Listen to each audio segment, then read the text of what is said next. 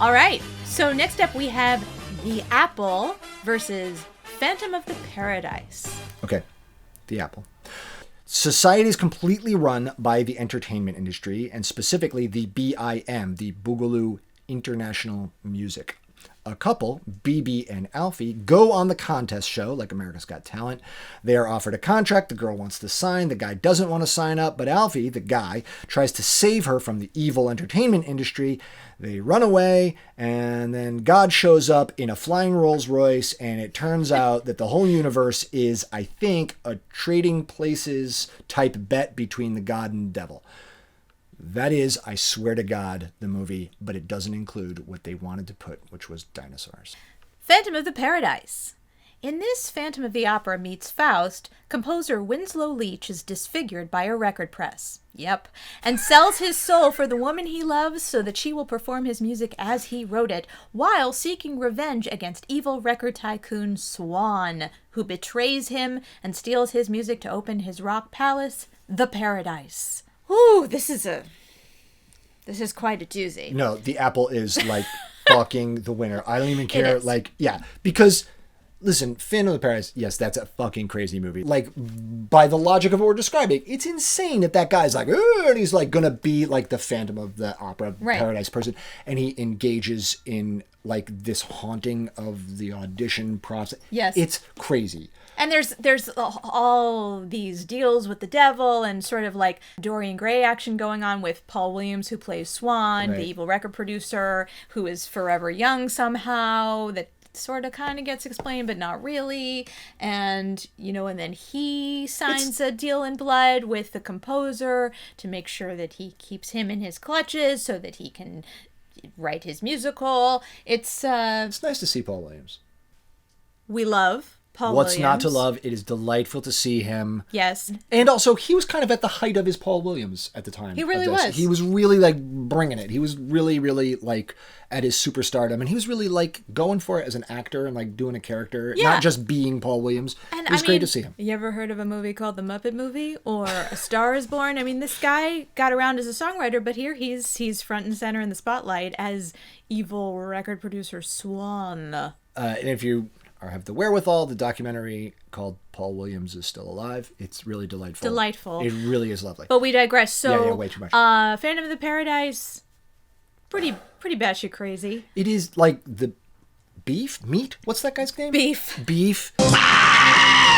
Like, yes. The rock and rollness of him, that singing, we're going to get to it because there's a parallel between that and the music in The Apple, which is also a musical. Yes. The way that they sing is like that. Well, if you know the Phantom of the Opera, Beef is essentially Carlotta.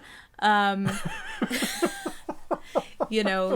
one that gets hired to sing, who isn't the real singer with the integrity that the composer wants. Who says I can't sing it? But this is a true genius portrayal. I don't know this actor's name, but it's something else, man.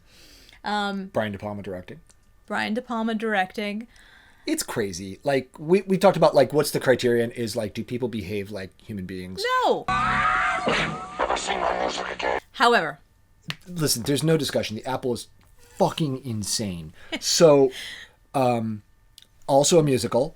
Yes. It is... Well, maybe even more of a musical because the songs are sort of consistent throughout. Within the world, it's like an America's Got Talent type, like, structure of the universe. So the songs are somewhat justified, except for the fucking thing that takes place in hell. Yes. That's bananas. So you're in an office, in the middle of a meeting with a record exec and two would-be new artists, and then suddenly it's not like the fourth wall breaks, like all the walls break, and you're in hell in a musical number called The Apple, the titular number.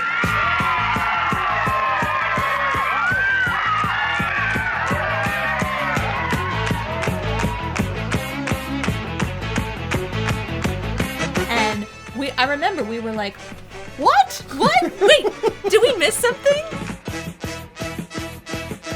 No, we didn't. That's just how they wanted it to be. And so the two parallels are the way that the guys sang. What I love so much about like the main guy singing in the rock and roll guy in the apple, and then also Beef, is this inclination to push every word forward as if it begins with an H and a hip thrust at the same time. What would that look like?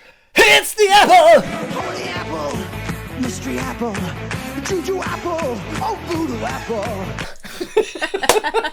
Juju apple! It's the apple! Sacred apple, holy apple, trust the apple, yeah, bite the apple. Everything's like that. It's special. It's the Tony Goldwyn of singing. It's really good. If you know, then you know. Tony Goldwyn, okay, this is totally off topic, but he throws his hips back with every fucking line he delivers. Makes me crazy. Makes him crazy. But that was really good, by the way. That was a good. It's the apple! Whoa! Oh, yeah. No! Yeah, Anyway, the apple is hands down fucking bananas. Also, is. look into the making of this thing. They wanted it to start in prehistoric times with dinosaurs, and it was originally an Israeli production, so it was all supposed to be in Hebrew. The ending of this movie is so fucking insane.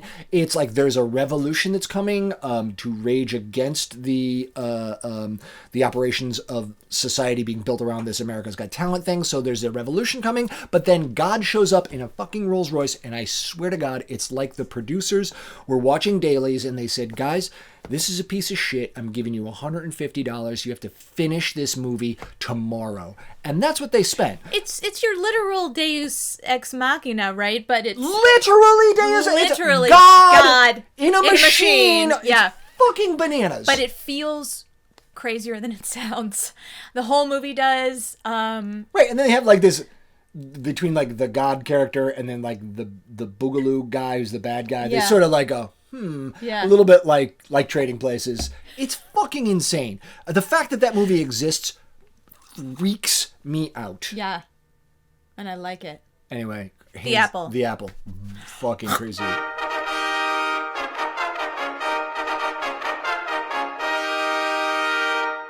You won't want to miss our next batshit crazy pairing for the ages in episode 13. Mother! Versus Mulholland Drive.